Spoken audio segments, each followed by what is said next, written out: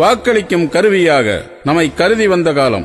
வசீகர வார்த்தை ஜாலத்தை உணராத நாடாண்ட சமுதாயம். காணல் நீரை உண்மையென எண்ணி காலம் கடத்திய வேளை, இருக்கின்ற உரிமை பறிக்கின்ற துயரம் உணராத போது உணர்த்திடவே உருவான கழகம். ஆம், இழந்த உரிமை மீட்க, இருக்கும் உரிமை காக்க உருவானதே நமது தமிழ்நாடு